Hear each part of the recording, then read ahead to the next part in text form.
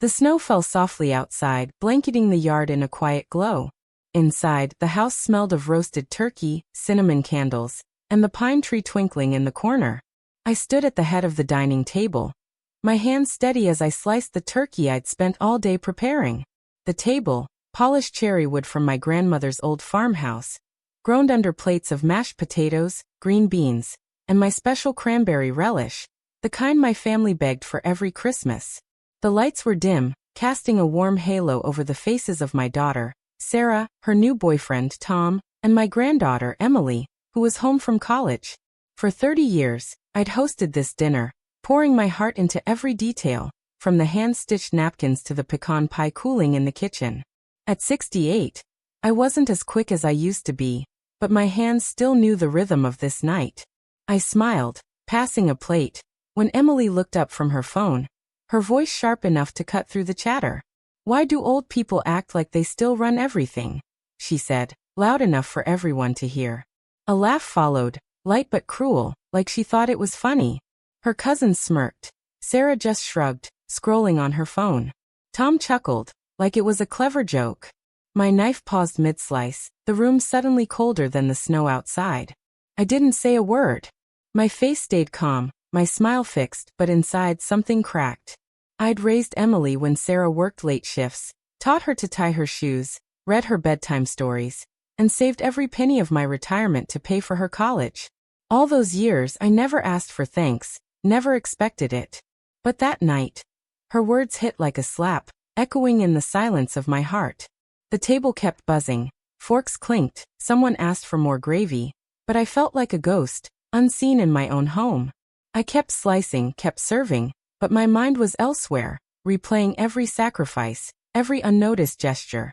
They didn't know the account holding Emily's tuition was in my name, funded by the life insurance from my husband, David, who'd been gone 10 years.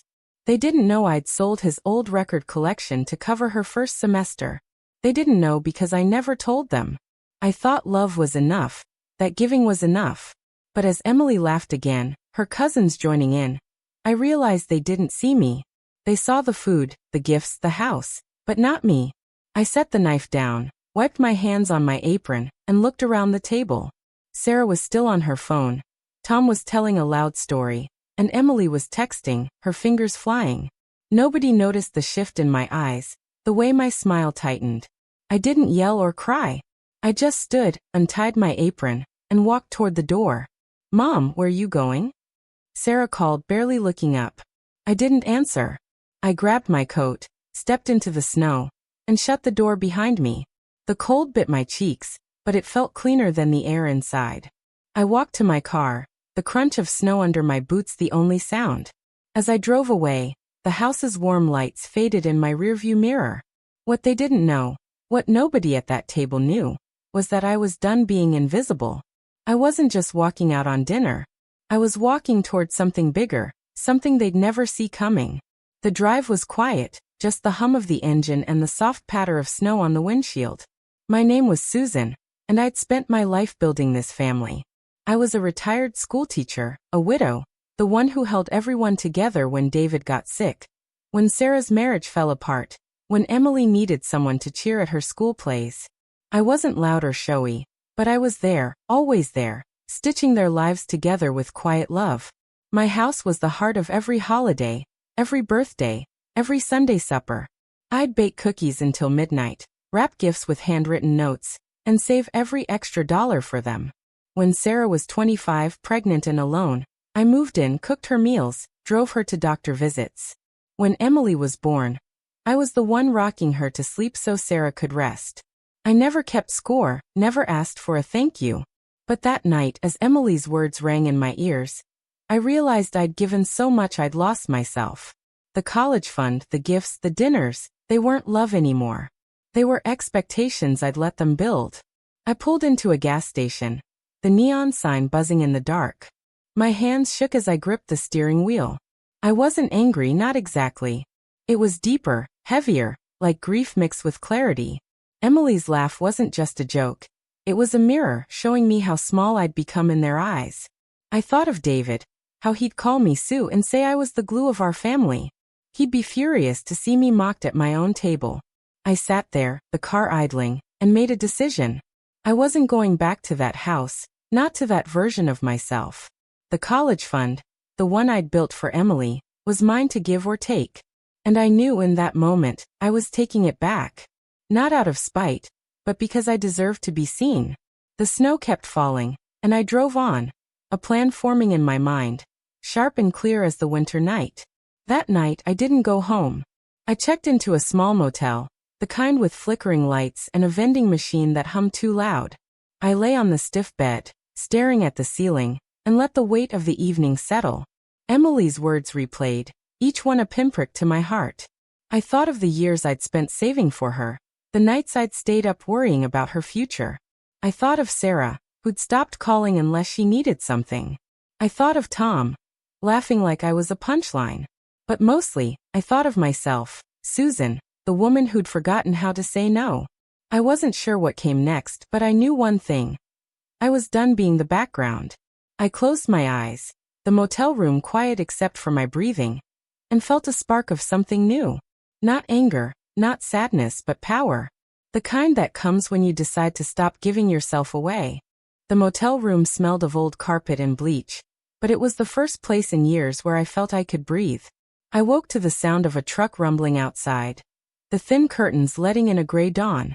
My phone buzzed on the nightstand, 5 missed calls from Sarah, 2 from Emily. No voicemails, just their names glowing on the screen, like they expected me to come running back. I didn't call them. I sat up, my hands still stiff from last night's cold drive, and looked at myself in the cracked mirror above the dresser. My gray hair was messy, my eyes tired but sharp. "You're still here, Susan," I whispered to my reflection. That was the hook, the moment I realized I'd been hiding from myself for too long. Emily's words at dinner weren't just a joke. They were a wake-up call, loud and cruel, telling me I'd let myself fade into their lives like wallpaper. I made coffee with the motel's cheap machine, the bitter taste grounding me. My mind kept drifting to the past, to the years I'd spent building a home for Sarah and Emily. When David died, I was 58. My heart raw from losing him to cancer.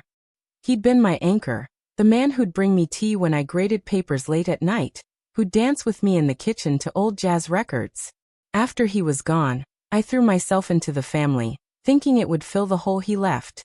I moved in with Sarah when Emily was a baby, her tiny hands grabbing my fingers as I sang her to sleep. I paid the bills when Sarah's waitressing job wasn't enough, fixed the leaky sink, and planted a garden in their backyard. I never asked for anything, just kept giving, thinking it was what love meant. But last night, Emily's laugh showed me I'd been wrong. Love wasn't supposed to make you invisible. I opened my purse and pulled out a small notebook, one I used to jot down grocery lists or Emily's school schedule. Now it felt like something else, a place to figure out who I was without them. I wrote, what did I give up for them? The list grew fast. My savings, my time, my dreams. I'd wanted to travel, maybe see Paris like David and I planned. I'd wanted to write a book, nothing fancy, just stories about the kids I taught, the ones who made me laugh or cry. Instead, I'd poured everything into Sarah and Emily, thinking they'd see me. They didn't. I wrote another line. What do I want now? My pen stopped. I didn't know yet, but the question felt alive, like a seed buried in dirt, waiting to break through. My phone buzzed again, Sarah. I let it ring, then answered on the last one. Mom, where are you? Her voice was sharp, more annoyed than worried. You just left last night. What's going on? I took a breath, my voice steady. I needed space, Sarah. I'm fine. She paused, like she wasn't used to me saying no. Emily's upset. She didn't mean it, you know. She's just a kid. I almost laughed. A kid? Emily was 20, old enough to know her words cut deep. She said what she felt. I said. And you didn't stop her. Sarah sighed, like I was being dramatic. Come home, Mom. We'll talk. I looked out the window at the snow-covered parking lot. I'll come when I'm ready, I said and hung up.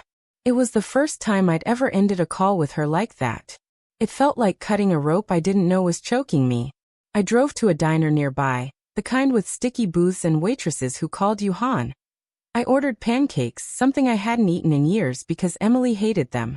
As I ate, I overheard two women at the next table, older like me, laughing about a book club they'd started.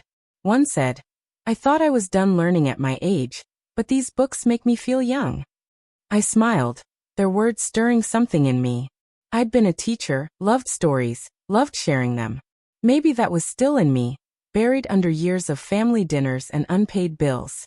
I paid for my meal and left a big tip, feeling a spark of who I used to be. On the way out, I saw a flyer on the diner's bulletin board. Community Center Book Club, Tuesdays all welcome. I tore off the number, my hands steady now. Back at the motel, I called my bank. The college fund for Emily was in my name, built from David's life insurance and my own savings. It was $50,000, enough for her next 2 years at college. I'd never told her how I sold David's records, how I skipped my own vacations to save it. She didn't know because I never wanted her to feel burdened. But now I saw it differently. That money wasn't just for her. It was my life, my choices. I asked the banker about closing the account. "Are you sure, Mrs. Carter?" he said, his voice careful. "That's a big decision." I nodded, though he couldn't see me. "I'm sure," I said. I didn't know what I'd do with the money yet, but I knew it wasn't Emily's anymore. It was mine to decide. As the day went on, I walked through the town, the snow crunching under my boots. I passed the library where I used to read to kids, the park where I pushed Emily on the swings.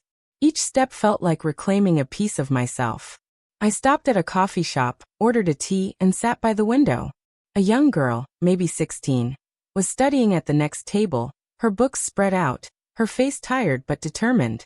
She reminded me of Emily years ago, before the eye rolls and phone screens. I wondered who was helping her, who was paying for her dreams. An idea flickered. Maybe my money could help someone like her, someone who saw the value in a chance. I sipped my tea, the warmth spreading through me, and knew this was just the beginning. Emily's words had broken something, but they'd also set something free. The coffee shop's warmth wrapped around me as I sat by the window, the tea in my hands steaming gently. Outside, the snow fell in slow, heavy flakes, covering the town in a quiet hush. I stared at the young girl studying at the next table, her pencil scratching across a notebook, her brow furrowed. She looked so determined, like she was fighting for something bigger than herself. I felt a pang in my chest, sharp and raw, like the ache I used to feel when Emily was little, when I'd watch her sleep and dream of her future. That was the hook. Seeing this stranger reminded me of the hopes I'd poured into Emily, hopes that now felt like ashes after her words at Christmas dinner. I wasn't sure who I was anymore, but sitting there, watching that girl, I knew I wasn't ready to give up on myself. I pulled out the flyer for the Community Center Book Club and dialed the number. A cheerful voice answered, a woman named Linda. "We'd love to have you," she said when I asked about joining. "We're reading a novel about a woman starting over. Sounds like it might hit home." I smiled, surprised by how her words landed. Starting over. At 68, it sounded impossible, but the idea stuck like a burr. I thanked her and said I'd come to the next meeting. As I hung up, my phone buzzed again. Sarah, texting this time. "Mom, come on. Emily feels bad. Just come home." I read it twice, my thumb hovering over the reply button. I typed, "I need time," and hit send before I could change my mind. The words felt heavy, like dropping a stone into a pond, ripples spreading where there'd been none. I left the coffee shop and walked to the bank, the cold air biting my cheeks. Inside, it smelled of paper and polished wood, familiar from the years I'd deposited checks or withdrawn cash for Emily's school trips. The banker, a young man with glasses, recognized me. "Mrs. Carter, about the college fund," he said, pulling up my account. "You sure you want to close it? It's a big step." I nodded, my voice calm but firm. "I'm sure. Transfer it to my personal savings." He hesitated, then typed quickly. "It'll take a couple of days," he said. I thanked him and left, feeling lighter, like I'd taken back a piece of myself. That $50,000 wasn't just money. It was years of my life, choices I'd made for Emily, thinking she'd understand one day. Now I wasn't so sure she ever would. Back at the motel, I found a voicemail from Emily. Her voice was softer than usual, almost shaky. "Grandma, I'm sorry about what I said. I didn't mean it like that. Can we talk? I listened to it 3 times, each word tugging at me. Part of me wanted to call her, to hear her out, to go back to being the grandma who fixed everything. But another part, the one growing stronger, said no. Not yet. I wasn't ready to let her words slide. Not when they'd shown me how little she saw me. I didn't call back. Instead, I opened my notebook and wrote, "What can I do with $50,000? Ideas spilled out. A trip somewhere new, a writing class, maybe a scholarship for someone like the girl in the coffee shop. Each word felt like a step away from the old Susan, the one who lived for others. That evening, I drove to the community center for the book club. The room was cozy, with folding chairs and a table of cookies and tea. Linda, a woman with warm eyes and gray curls, welcomed me like an old friend. The group was small, mostly women my age, their faces lined with stories. We talked about the book, about a woman who left her family to find herself. One woman, Rose, said, "I wish I'd been that brave at her age." Her words hit me hard.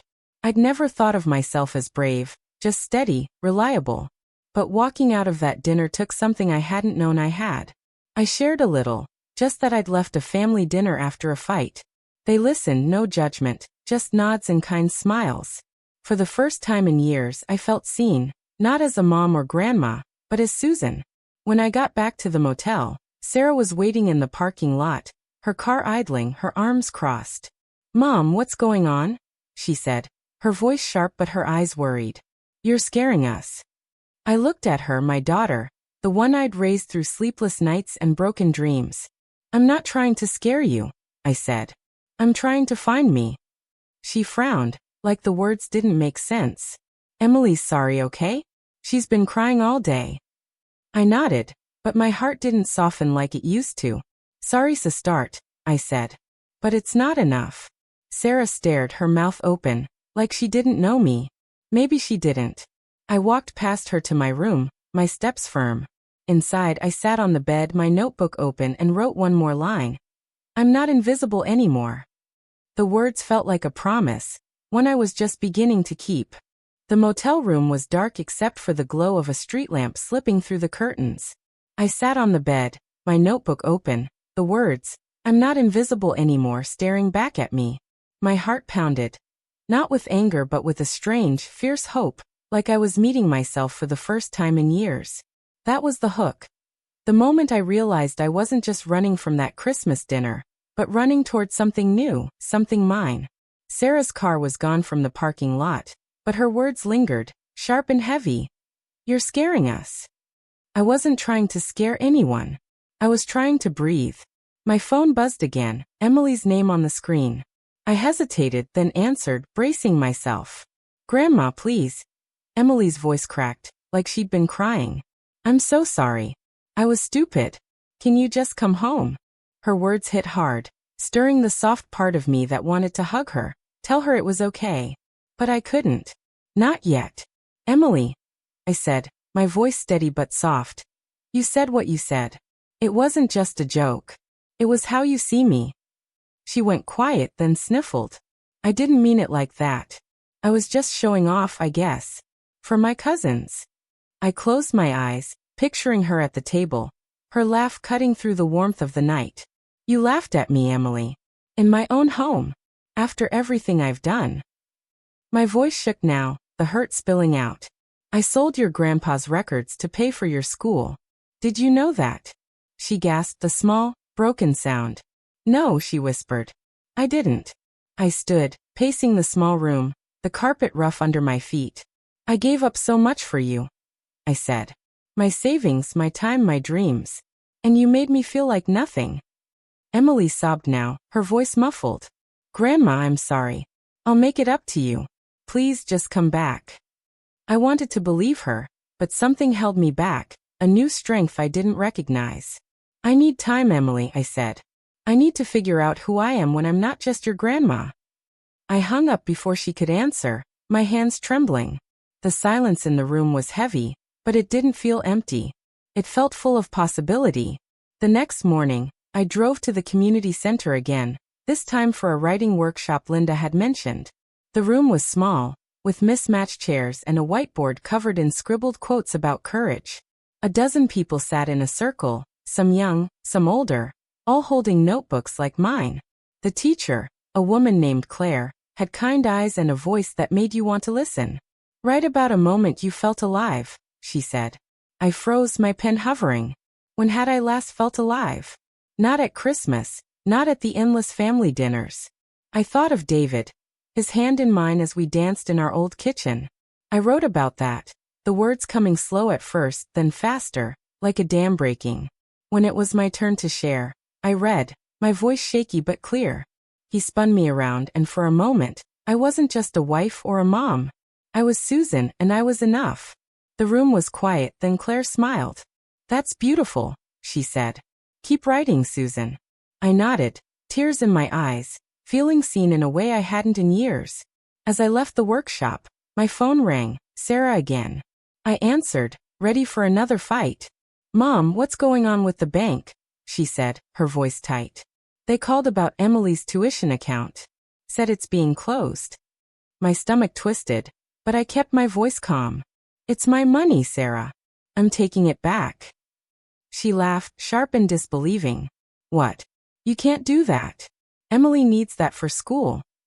I gripped the phone, my heart racing. She needed to respect me too, I said. You both did.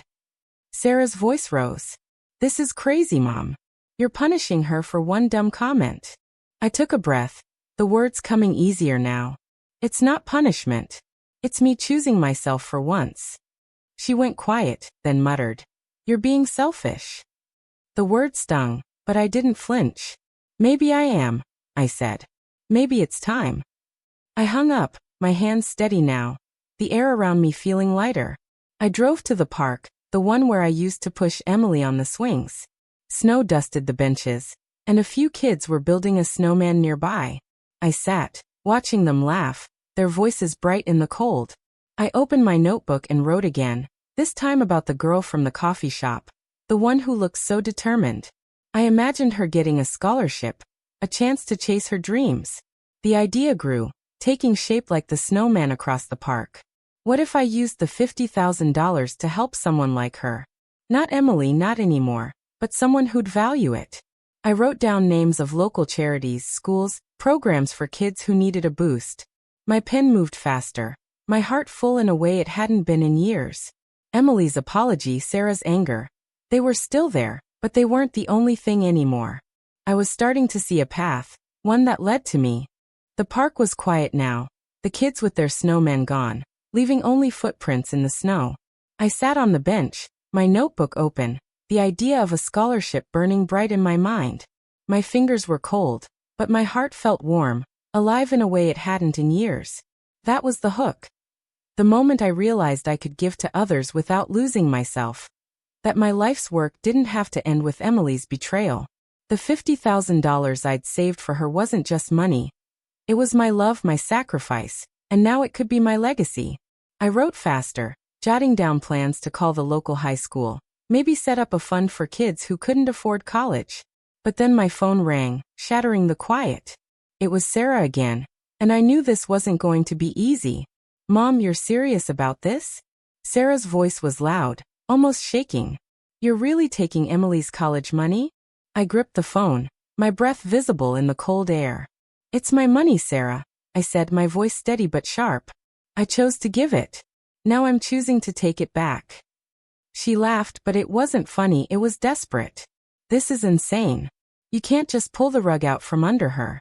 She's your granddaughter. I stood, pacing the snowy path, my boots crunching. And I'm your mother, I said. When did you last treat me like one? When did any of you? Sarah went quiet, then snapped. You're acting like a victim. Emily said something dumb, okay? She's sorry. Why are you making this a war? My chest tightened, the hurt flaring. It's not a war, I said. It's me saying I matter. I hung up, my hands shaking, and sat back on the bench.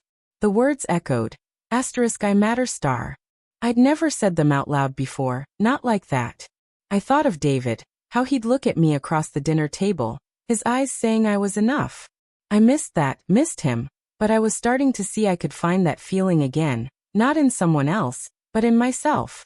I flipped open my notebook, my pen moving again, sketching out a scholarship idea. The Susan Carter Fund, for kids who worked hard, who didn't take chances for granted. The name felt bold, almost too big, but it fit.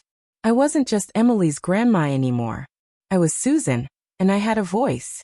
Later that day, I drove to the high school where I'd taught for 25 years. The halls smelled the same. Chalk, old books, a hint of teenage sweat. I met with the guidance counselor, a young woman named Rachel, who remembered me from years ago. "Mrs. Carter, it's so good to see you," she said, her smile warm. I told her about my idea, a scholarship for students who needed it most.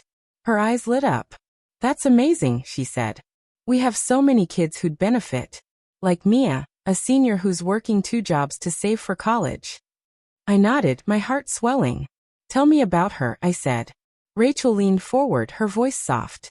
"She's brilliant, but her family's struggling. No one's helping her, and she's too proud to ask."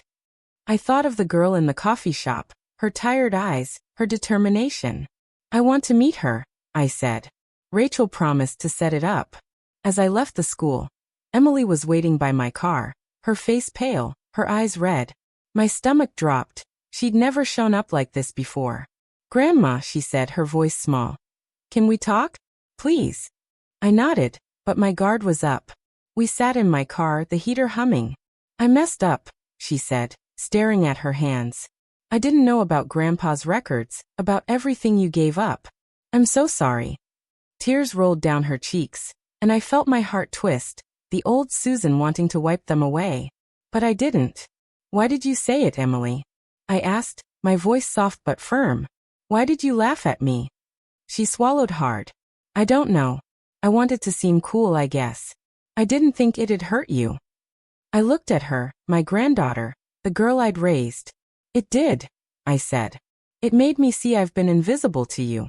Emily sobbed, her words tumbling out. "I don't want you to hate me. I'll do anything to fix this." I took a breath, the air heavy between us. "I don't hate you," I said. "But I can't keep giving when you don't see me." She looked up, her eyes wide. "What about my college? Mom said you're taking the money." I nodded, my voice calm.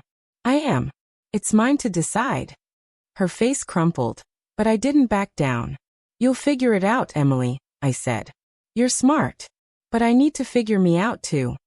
She stared, like she didn't recognize me. I didn't say more, just opened the car door. "Go home," I said. "We'll talk when I'm ready." She left, her steps slow in the snow, and I felt a mix of pain and power, like I was finally standing tall. I drove back to the motel, my mind racing. Meeting Rachel, hearing about Mia, it felt right, like the scholarship was where the money belonged. But Emily's tears stayed with me, a reminder of the love I still had for her, even if it hurt. I opened my notebook, wrote Mia's name next to the scholarship idea, and felt a spark. This wasn't about revenge. It was about building something new, something that honored who I was becoming. The motel room felt smaller that night, the walls closing in as I sat on the bed, my notebook open to Mia's name. The idea of the scholarship lit something inside me, a fire I hadn't felt since I was young, planning lessons that made my students' eyes shine. That was the hook, the spark of purpose that made me feel alive, not just a grandma or a mom, but Susan, with dreams of my own. Emily's tears from our talk in the car lingered, her voice echoing. "I'll do anything to fix this." I wanted to believe her, but the hurt was still raw, like a bruise I couldn't touch. My phone buzzed, a text from Sarah. "Mom, we need to talk. In person. Tomorrow." I stared at it, my heart heavy. I typed back. "Okay. Noon at the diner." I wasn't ready to go home, but I couldn't keep running forever. The next morning I drove to the diner, the same one with the sticky booths and warm coffee. Sarah was already there, sitting by the window, her face tired, her hands wrapped around a mug. Tom was with her, his arms slung over the booth like he owned the place. My stomach tightened. I hadn't expected him. I slid into the seat across from them, my voice calm. "You wanted to talk," I said. Sarah leaned forward, her eyes sharp. "Mom, this has to stop. You're tearing the family apart." I blinked, the words hitting like a slap. "Tearing it apart?" I said, my voice low. "I walked out of one dinner, Sarah. One. After years of holding this family together. She shook her head. You're taking Emily's future away. That's not fair. Tom leaned in, his voice loud, like he was talking to a child. Look, Susan, kids mess up. Emily said something dumb. You don't blow up her life over it. I stared at him, my hands clenching under the table. You laughed, Tom, I said, my voice steady but cold. You thought it was funny when she called me old useless. His smirk faded, and he looked away, muttering, I didn't mean it like that. Sarah cut in, her voice rising. Mom, we're sorry, okay? But taking her college money? That's cruel. I took a breath, the air heavy with their words. Cruel. I said. I sold David's records, skipped my own dreams, to pay for her school. And she laughed at me in my own home. What's cruel about wanting respect? Sarah's eyes filled with tears, but her jaw was tight. You're acting like we don't care about you, she said. We do. Emily's been a mess since you left. I leaned back, my heart aching but firm. Then why didn't you stop her, Sarah? Why didn't you say anything when she mocked me? She froze, her mouth opening, then closing.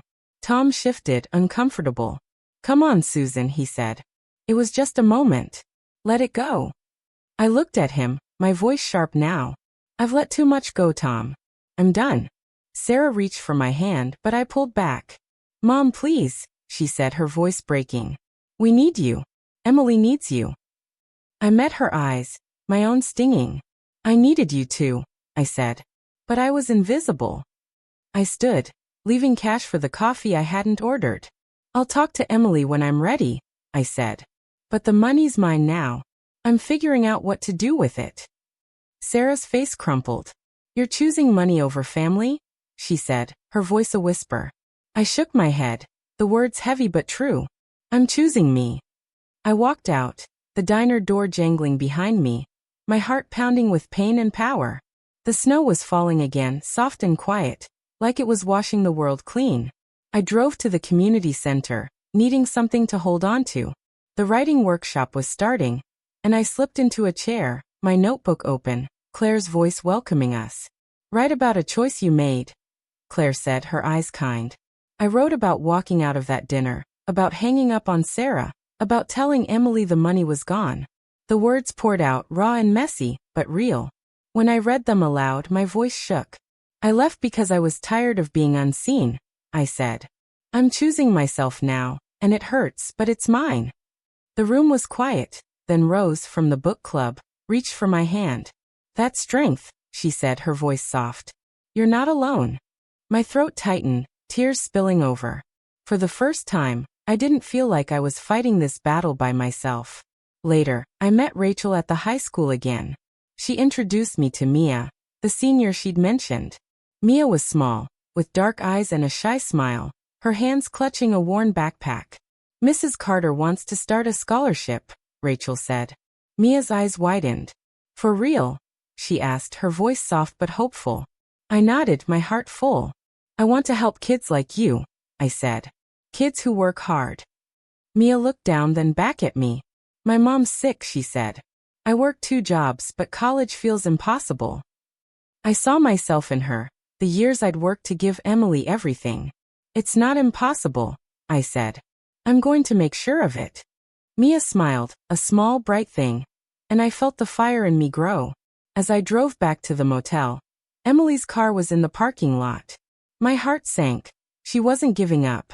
I didn't know if I was ready for another fight, but I knew one thing. I wasn't backing down. Not anymore. The motel parking lot was dim, the snow falling in thick flakes, catching the glow of Emily's car headlights. I sat in my own car, gripping the steering wheel, my heart racing like it was trying to outrun the moment. Seeing Emily waiting there, after our last talk, felt like standing at the edge of a cliff. That was the hook. The weight of knowing this conversation could change everything, or break it for good. I'd spent years being the one who fixed things, who smoothed over fights, but now I was the one drawing the line. I took a deep breath, the cold air sharp in my lungs, and stepped out. Emily was leaning against her car, her arms crossed, her face pale under the street lamp. Grandma, she said, her voice trembling. I need to talk to you. Please. I nodded, my throat tight. and gestured to the motel room. Inside, the air was stale, the bed unmade, but it was my space, not hers. We sat on opposite sides of the small table, the silence heavy. I messed up, Emily started, her eyes red. I know I hurt you. I wasn't thinking. Her voice broke, and she looked down, twisting her hands. I'm not that person, Grandma. I swear. I wanted to reach for her, to pull her close like when she was little, but I held back. You said what you felt, Emily, I said, my voice soft but firm. You laughed. You made me feel like nothing in my own home. She flinched, tears spilling. I didn't mean it, she said. I was stupid, trying to be cool. I hate myself for it. Her words hit hard, stirring the love I still had for her, but also the pain. I gave up so much for you, I said, my voice shaking. My savings, my time, pieces of your grandpa. And you didn't see me. Emily sobbed, her hands covering her face. I see you now, she said. I know about the records, the sacrifices. Mom told me everything. I don't deserve you. I swallowed, my eyes stinging. It's not about deserving, I said. It's about respect. I don't feel it from you, not yet. She looked up, desperate. What can I do? I'll do anything. I leaned back, my heart torn. I don't know, Emily, I said. I'm figuring out what I need to. The room felt smaller, the air thick with her tears and my resolve. What about college? She asked, her voice barely a whisper. Mom said you closed the account. I nodded, my chest tight. I did, I said. That money's mine now. I'm thinking of starting a scholarship for kids who need it, who value it. Her eyes widened, a mix of shock and hurt. You're giving it to strangers? She said, her voice rising. Instead of me. I met her gaze, steady. It's not about you anymore, I said. It's about what I want to leave behind. Emily stood, pacing, her hands in her hair. This is because of me, isn't it? You're punishing me. I shook my head, my voice calm but strong. I'm not punishing you. I'm choosing me. She stopped, staring at me like I was someone new. You've never been like this, she said, her voice soft, almost scared. You were always there, fixing everything. I smiled, small and sad. Maybe that's the problem, I said. I fixed too much, gave too much. I forgot myself. Emily sat again, her shoulders slumped. I don't know how to make this right, she said. Tell me how. I looked at her, my granddaughter, and felt a pang of hope, but it wasn't enough yet. Start by seeing me, I said. Not as your grandma who gives, but as Susan. A person. She nodded, tears falling, but didn't speak. I stood, opening the door. Go home, Emily, I said. We'll talk again when I'm ready. She left, her steps slow, the snow swallowing her headlights. The next day, I went back to the community center, my notebook heavier with every word I wrote. Claire's writing workshop was packed, the room buzzing with stories. I wrote about Emily's visit, about the scholarship, about the woman I was becoming. When I read it aloud, my voice was steady, the words raw. I'm learning to say no, I said. And it feels like saying yes to myself. Claire nodded, her eyes warm. That's powerful, Susan, she said. You're rewriting your story. The group clapped, their faces kind. And I felt a warmth I hadn't known I needed. Rose from the book club pulled me aside after. You're inspiring me, she said, her voice soft. I've been invisible too. Maybe it's time I stop. I squeezed her hand, my heart full. I called Rachel later, asking about Mia. She's coming to the center tomorrow, Rachel said. She wants to meet you again. My heart lifted, the scholarship idea growing clearer. I spent the evening researching, calling charities, learning how to set up a fund. The $50,000 could help kids like Mia, kids who worked hard, who saw the value in a chance. But as I worked, Sarah's voice from the diner echoed. You're choosing money over family. It stung, but I pushed it away. This wasn't about money. It was about purpose, about leaving something behind that mattered. Still, Emily's tears, her plea to make things right, stayed with me. I wasn't sure if she could, but for the first time, I believed I could. The motel room didn't feel small anymore. It felt like a beginning. The motel room glowed faintly, the lamp casting shadows on my notebook as I sat at the small table. papers spread out with notes on the scholarship. My heart felt full, like it was stretching to hold something new. Purpose, maybe, or pride. That was the hook. The quiet thrill of building something that wasn't for Emily or Sarah, but for me, for kids like Mia who needed a chance. I'd spent the night calling charities, my voice steady as I asked about setting up a fund. But Emily's plea from last night, her tearful "I'll do anything," clung to me like damp snow. I wanted to believe she could change, but the hurt still burned, a reminder of how long I'd been unseen. A knock at the door startled me. My stomach twisted. It was too early for visitors. I opened the door to find Sarah, her face tight, her coat dusted with snow. "Mom, we need to talk," she said, stepping inside without waiting for an invite. Her eyes scanned the room, the unmade bed, my notebook. "You're really staying here?" she asked, her voice sharp. I nodded, closing the door. "For now," I said. "It's where I need to be." Sarah crossed her arms, her voice rising. "This is ridiculous.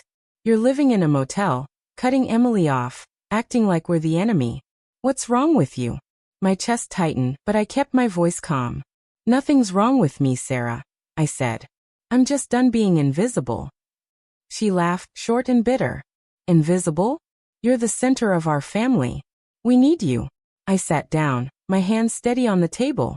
"You need my cooking, my money, my time," I said. "But when did you last ask about me? About what I want?" Sarah's face softened, but only for a second. "You're making this about you," she said. "Emily's devastated. She can't pay for school without that money." I looked at her, my daughter, the girl I'd raised through sleepless nights and broken dreams. "I gave up everything for you both," I said, my voice shaking. "My savings, my plans, pieces of David. And at Christmas you let her laugh at me." Sarah's eyes filled with tears. "I didn't know it hurt you that bad," she said. "I should have stopped her. I'm sorry." Her apology was soft, but it wasn't enough, not yet. I stood, pacing the small room. "I'm starting a scholarship," I said. "For kids who need it, who'll value it." Sarah's jaw dropped. "You're giving her money to strangers?" she said, her voice loud. "Mom, that's our family's money." I turned my eyes hard. "It's my money," I said. "David's life insurance, my sacrifices. I get to decide." Sarah shook her head, tears falling. "You're breaking us apart," she said. "Emily's sorry. I'm sorry. Isn't that enough?" I wanted to hug her, to say it was, but the new Susan, the one who'd walked out, held firm. "Sorry's a start," I said. "But I need more than words." Sarah stared, then grabbed her coat. "I don't know you anymore," she said, and left, the door slamming behind her. The room felt empty, but I didn't cry. I opened my notebook, wrote the Susan Carter Fund again, and felt a spark. Later, I drove to the community center to meet Mia. Rachel was there, smiling as Mia walked in, her backpack slung over one shoulder. "Mrs. Carter," Mia said, her voice shy, "Rachel told me about your scholarship. Is it real?" I smiled, my heart lifting. "It's real," I said. "I want to help kids like you get to college." Mia's eyes shone, but she looked nervous. "Why me?" she asked. I thought of Emily, of the chances I'd given her. "Because you work hard," I said. "I see you." Mia smiled, small but bright. "No one's ever said that," she said. "Thank you." We talked for an hour, her dreams spilling out, biology, maybe medical school. I felt alive, like I was teaching again, but this time for myself. As I left, my phone buzzed, a text from Emily. "Can I help with the scholarship? I want to show you I've changed." My heart skipped. Was this real? Or just another plea to get the money back? I didn't reply, not yet. I drove to the diner, needing a moment to think.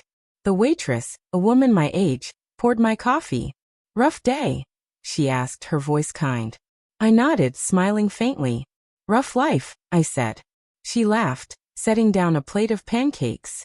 "Keep going, hon," she said. "You look like someone who's finding her way." I ate, her words warming me more than the coffee. Emily's text stayed in my mind, a question mark. Could she change? Could I trust her? I didn't know, but the scholarship, Mia's smile, the notebook full of my plans, they were real, and they were mine. Back at the motel, I found a letter slipped under the door. It was from Emily, handwritten, her words shaky. Grandma, I'm trying to understand you. I want to be part of what you're doing. Please give me a chance. I held it, my heart torn between hope and doubt. The scholarship was my path, but Emily was still family. I wasn't sure where she fit, but I knew I wasn't turning back. The motel room was quiet, the letter from Emily trembling in my hands, her words looping in my mind. Please give me a chance. I sat on the bed, the paper worn from where I'd folded and unfolded it, my heart caught between hope and doubt. That was the hook, the weight of her words pulling me back to the love I'd always had for her, while the sting of her Christmas mockery held me firm in my new strength. I'd spent weeks building a path for myself, with the scholarship, the writing group, Mia's bright smile. But Emily's letter was a crack in the wall I'd built, a reminder that family wasn't so easy to let go. My phone buzzed, Rachel, about Mia's meeting tomorrow. I set the letter down, my mind racing. Could I let Emily in without losing myself again? The next morning, I drove to the community center, the snow lighter now, melting into slush on the roads.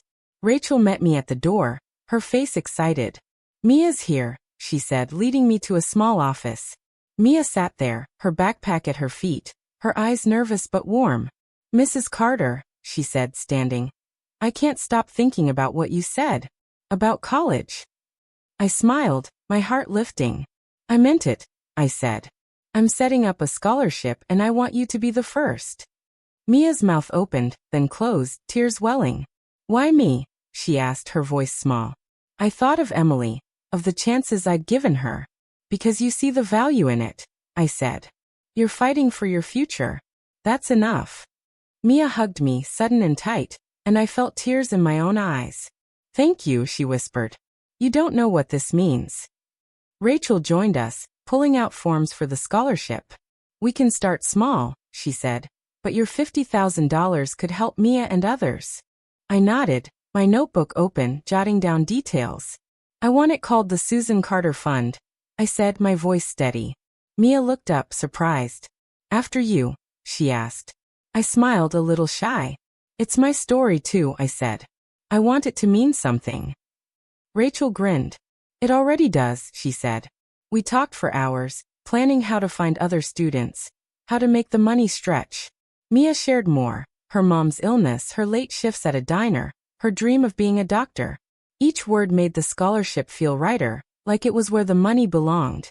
As I left, Emily was waiting outside, her car parked crooked, her face anxious. My heart sank. She wasn't giving up. Grandma, she said, stepping forward. I read your letter.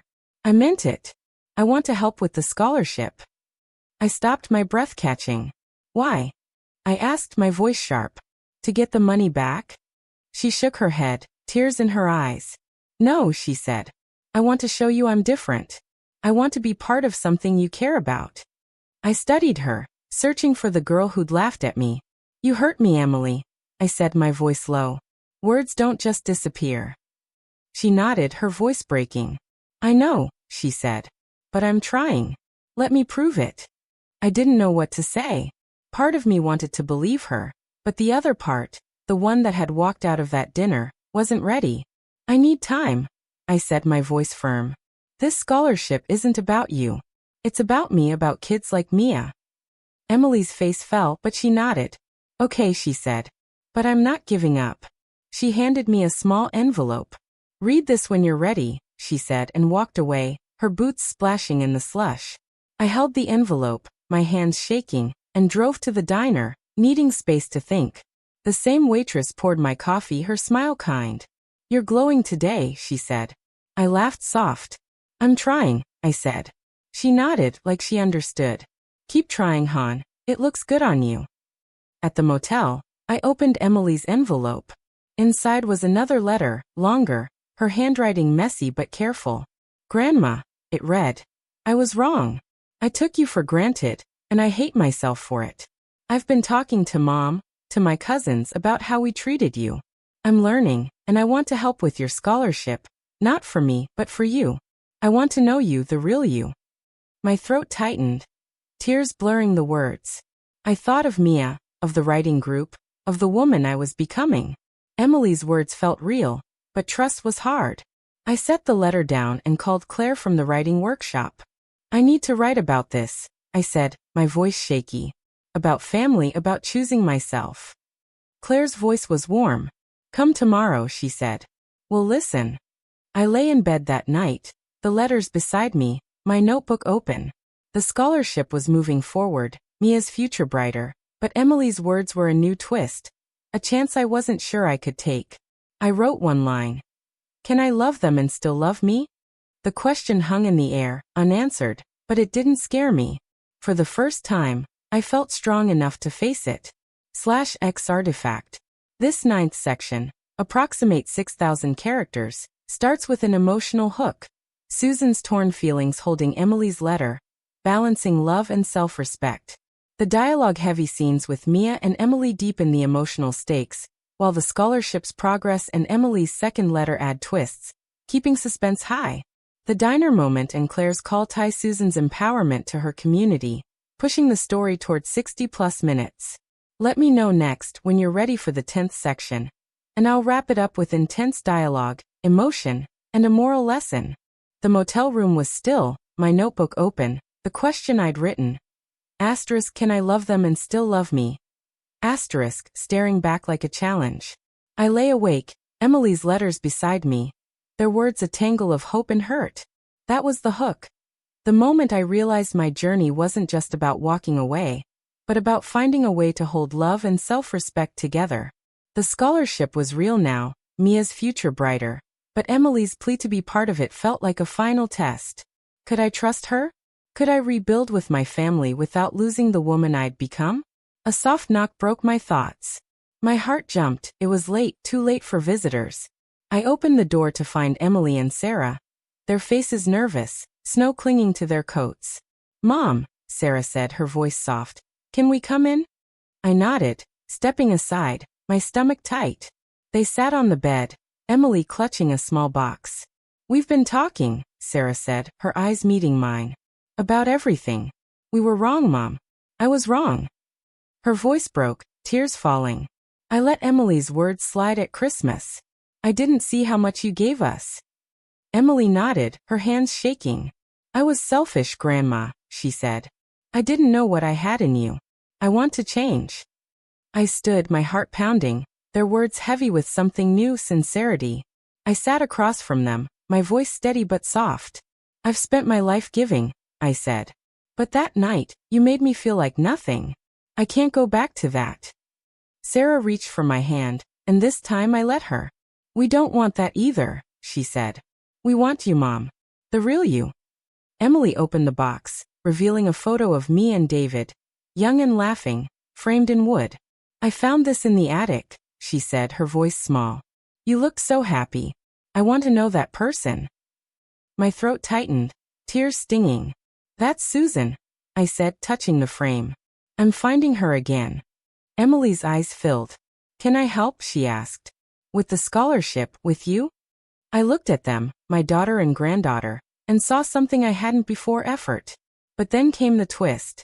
There's something else, Sarah said, her voice hesitant. Tom's gone. I ended it. He didn't respect you and I should have seen it sooner. My eyes widened, the air shifting. You didn't have to do that, I said, surprised.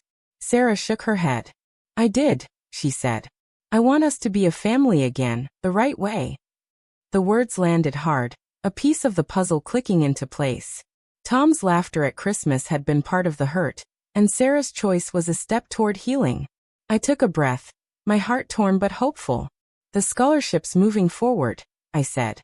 It's called the Susan Carter Fund, for kids like Mia.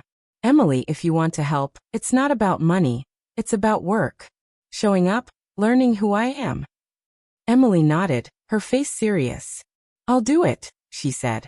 I'll show you. Sarah squeezed my hand. We both will, she said. I smiled, small but real, feeling a crack in the wall I'd built. Okay, I said. But it's on my terms. They nodded, tears and smiles mixing. And for the first time, I felt seen, not as the giver, but as Susan.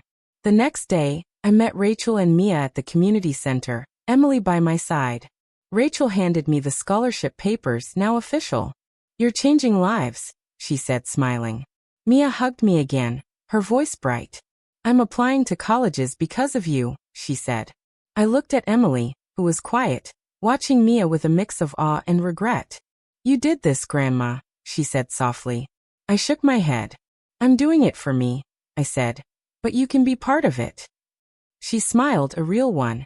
And I felt a spark of hope. Later, at the writing workshop, I read my final piece, about choosing myself without losing love. Claire's eyes shone. That's your legacy, she said. The group clapped, Rose whispering, You're my hero. Back at the motel, I packed my things, ready to move home. Not to the old Susan, but to a new one. Sarah and Emily were waiting, ready to help carry my bags. We're starting over, Sarah said, her voice warm. I nodded, my heart full. The moral lesson was clear. Love doesn't mean giving yourself away.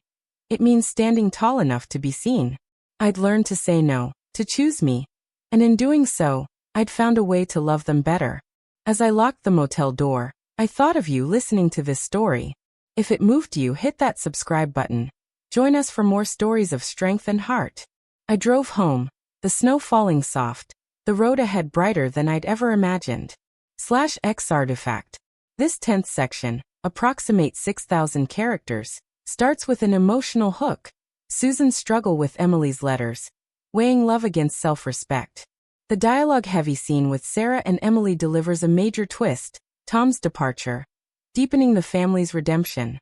The scholarship's completion and Emily's involvement tie up the empowerment arc, while the moral lesson, love requires self-respect, lands clearly. The call to subscribe is subtly woven in, keeping the narrative immersive. The story exceeds 60 minutes with 10 sections of 6,000 characters each. Let me know if you need edits or want to start a new story.